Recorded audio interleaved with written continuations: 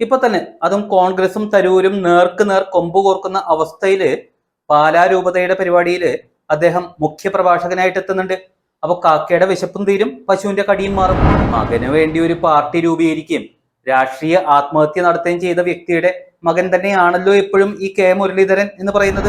ഈ സോണിയാഗാന്ധിയുടെയും രാഹുൽ ഗാന്ധിയുടെയും നെറികെട്ട പ്രവർത്തനങ്ങൾ നേരിട്ട് കണ്ട് മനസ്സിലാക്കിയ അനുഭവിച്ച ഒരു വ്യക്തി എന്നുള്ള ഒരു പ്രത്യേകത കൂടി ശശി തരൂരിനുണ്ട്.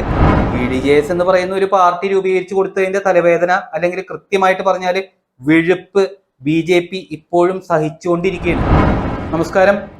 ഇപ്പോ ഓൺലൈൻ മീഡിയകളിലായാലും ഓൺ എയർ ചാനലുകളിലായാലും പ്രധാന ചർച്ചാ വിഷയം എന്ന് പറയുന്നത് ശശി തരൂർ ഉപരാഷ്ട്രപതി ആകുമോ എന്നുള്ളതാണ്. പിന്നെ കോൺഗ്രസിലെ തന്നെ ചില നേതാക്കന്മാര് പേരെടുത്ത് പറയുകയാണെങ്കിൽ കെ മുരളീധരൻ, രാജ്മോഹൻ ഉണ്ണിത്താൻ എന്നിങ്ങനെയുള്ള ചില നേതാക്കൾ ചില ജൽപ്പനങ്ങൾ പുറപ്പെടുവിക്കുന്നുണ്ട്. അതൊന്നും കാര്യമാക്കേണ്ട ആവശ്യവുമില്ല. കാരണം മകന് വേണ്ടി ഒരു പാർട്ടി രൂപീകരിക്കുകയും രാഷ്ട്രീയ ആത്മഹത്യ നടത്തുകയും ചെയ്ത വ്യക്തിയുടെ മകൻ തന്നെയാണല്ലോ ഇപ്പോഴും ഈ കെ മുരളീധരൻ എന്ന് പറയുന്നത്. പിന്നെ രാജ്മോഹൻ ഉണ്ണിത്താൻ തോൽപ്പിക്കാൻ വേണ്ടി മാത്രം പല സീറ്റുകളിൽ മത്സരിപ്പിച്ചിരുന്ന പാർട്ടിയെ പോലും ഞെട്ടിച്ചുകൊണ്ട് മലവെള്ളപ്പാച്ചലിൽ ജയിച്ചു കയറിയ ഒരു മനുഷ്യൻ. അത്രേ അദ്ദേഹത്തെ കുറിച്ച് പറയാനുള്ളൂ.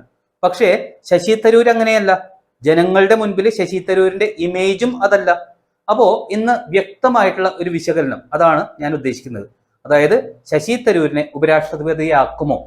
ഈ വിഷയത്തില് ശശി തരൂരിന്റെ മനസ്സ് എങ്ങനെ, BJPയുടെ ചിന്തകൾ ഏതൊക്കെ വഴിക്കാണ് പോകുന്നത്, അതിലൂടെ ശശി തരൂർ ഉപരാഷ്ട്രപതിയാകാൻ സാധ്യതയുണ്ടോ? കാരണം സാധ്യത മാത്രമല്ലേ നമുക്ക് പ്രവചിക്കാൻ സാധിക്കൂ. അല്ലാതെ ശശി തരൂർ ഉപരാഷ്ട്രപതിയാകും എന്ന് ഉറപ്പിച്ചു പറയാൻ നമുക്ക് പറ്റില്ലല്ലോ. അപ്പോ അതിൽ ആദ്യം നമ്മൾ പരിശോധിക്കേണ്ടത് കോൺഗ്രസിനുള്ളിൽ നിൽക്കുന്ന ശശി തരൂരിന്റെ മനസ്സ് എങ്ങനെ എന്നുള്ളതാണ്. കോൺഗ്രസിന്റെ കുടുംബാധിപത്യത്തെ എതിർക്കുന്ന, എന്നാൽ ആ വികാരം പുറത്തു കാണിക്കാൻ സാധിക്കാത്ത അനവധി, അതായത് ഭൂരിപക്ഷം വരുന്ന കോൺഗ്രസ് പ്രവർത്തകരെ പോലെ തന്നെയാണ് ശശി തരൂരിന്റെയും മനസ്സ്.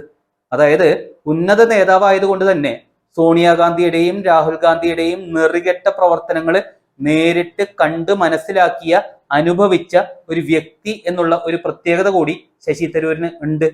ഇനി കേരളത്തിലെ സാഹചര്യം എടുക്കുകയാണെങ്കിൽ ഗ്രൂപ്പ് കളിച്ചും ഹൈക്കമാൻഡിന് പുല്ലുവില കൊടുത്തും ദേശീയ തലത്തിലുള്ള കോൺഗ്രസിൽ നിന്ന് വ്യത്യസ്തമായിട്ട് നിലകൊള്ളുന്ന ഒരു സ്വഭാവമാണ് കേരളത്തിലെ കോൺഗ്രസിനുള്ളത്.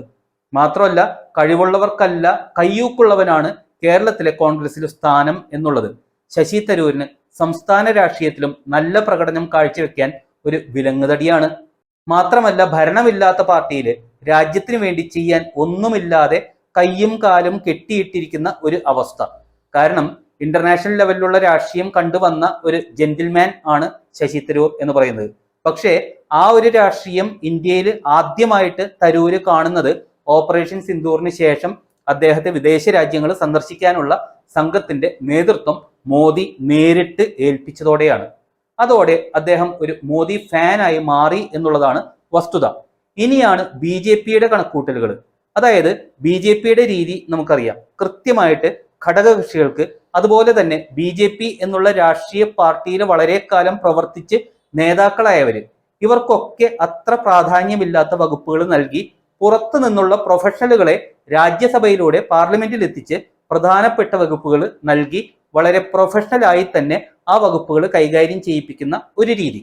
സത്യത്തില് വികസനം മാത്രം മുന്നിൽ കണ്ടുകൊണ്ടുള്ള ഭരണ നിർവഹണം, അതാണ് BJPയുടെ ഒരു രീതി എന്ന് പറയുന്നത്.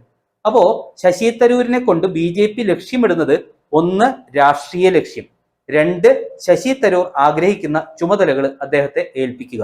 അതില് ഒന്നാമത്തേത് എടുത്തു നോക്കാം.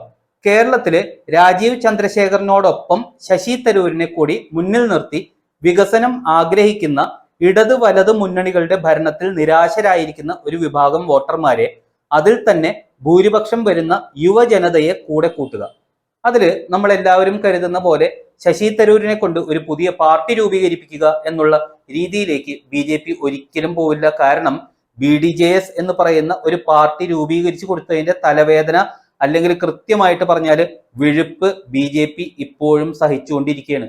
പിന്നെ കേരളത്തില് BJP ലക്ഷ്യമിടുന്നത് ക്രിസ്ത്യൻ ജനവിഭാഗങ്ങൾക്കിടയിൽ തരൂരിനുള്ള സ്വാധീനം അത് പരമാവധി പ്രയോജനപ്പെടുത്തുക. ഇപ്പൊ തന്നെ അതും കോൺഗ്രസും തരൂരും നേർക്ക് നേർ കൊമ്പ് കോർക്കുന്ന അവസ്ഥയിൽ പാലാ രൂപതയുടെ പരിപാടിയിൽ അദ്ദേഹം മുഖ്യപ്രഭാഷകനായിട്ട് എത്തുന്നുണ്ട്.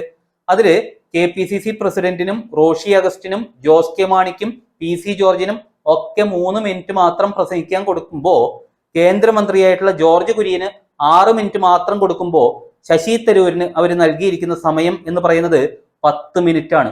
അപ്പൊ തന്നെ മനസ്സിലാക്കാം ശശി തരൂരിന് ക്രിസ്ത്യൻ സഭകളിലുള്ള സ്വാധീനം എത്രത്തോളമാണ് എന്നുള്ളത്.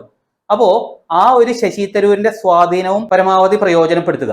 ഇനി ഭരണനിർവഹണത്തിന്റെ കാര്യത്തിലാണെങ്കിൽ, അതായത് ശശി തരൂർ ആഗ്രഹിക്കുന്ന ചുമതല അദ്ദേഹത്തെ ഏൽപ്പിക്കുക എന്നുള്ള കാര്യത്തിലാണെങ്കിൽ, ഇപ്പോ നല്ല രീതിയിൽ വകുപ്പ് കൈകാര്യം ചെയ്തുകൊണ്ടിരിക്കുന്ന വിദേശകാര്യമന്ത്രി ജയശങ്കറിനെ ഒഴിവാക്കാൻ യാതൊരു നിർവാഹവുമില്ല. പക്ഷേ ജയശങ്കർ നിർവഹിക്കുന്ന അതേ ചുമതലകൾ തന്നെയാണ് ശശി തരൂർ ആഗ്രഹിക്കുന്നതും. അപ്പോ BJPക്ക് ആ ഒരു പ്രതിസന്ധി എങ്ങനെ മറികടക്കാം? ആ അവസരത്തിലാണ് ഉപരാഷ്ട്രപതിയുടെ രാജി BJPക്ക് ഒരു അനുഗ്രഹമായിട്ട് മാറിയിരിക്കുന്നത്. നമുക്ക് കണക്കുകൂട്ടാവുന്നത് അല്ലെങ്കിൽ ഊഹിക്കാവുന്നത് ശശി തരൂർ 90% ഉപരാഷ്ട്രപതി ആയേക്കാം. പക്ഷേ അദ്ദേഹത്തെ സഭയില് രാജ്യസഭാ അധ്യക്ഷനായി കാണുവാൻ സാധിച്ചു എന്ന് വരില്ല എന്നുള്ളതാണ്. കാരണം ഇന്ത്യയിലാണല്ലോ രാഷ്ട്രപതിമാരും ഉപരാഷ്ട്രപതിമാരും ഉദ്ഘാടനവും പ്രസംഗങ്ങളും എല്ലാം നടത്തി ഇങ്ങനെ കറങ്ങിക്കൊണ്ടിരിക്കുന്നത്. പക്ഷേ വിദേശ രാജ്യങ്ങളില് പല ചർച്ചകൾക്കും സൗഹൃദങ്ങൾ ഊട്ടിയുറപ്പിക്കുന്നതിനും ഒക്കെയായിട്ട് ഉപരാഷ്ട്രപതിയെ നിരന്തരമായിട്ട് ഉപയോഗിക്കാമല്ലോ. അതുകൊണ്ട് തന്നെ ഉപരാഷ്ട്രപതി പദത്തിലേക്ക് എത്തി കേന്ദ്ര വിദേശകാര്യമന്ത്രി ആയിരിക്കുന്ന ശ്രീ ജയശങ്കറിന്റെ അതേ ചുമതലകൾ നിർവഹിക്കുന്ന ഒരു ഭരണകർത്താവായിട്ടായിരിക്കാം ഭരണനിർവഹണത്തിൽ BJP തരൂരിനെ ഉപയോഗിക്കാൻ സാധ്യത എന്ന് തന്നെ നമുക്ക് അനുമാനിക്കാം. അപ്പോ കാക്കയുടെ വിശപ്പും തീരും, പശുവിന്റെ കടിയും മാറും.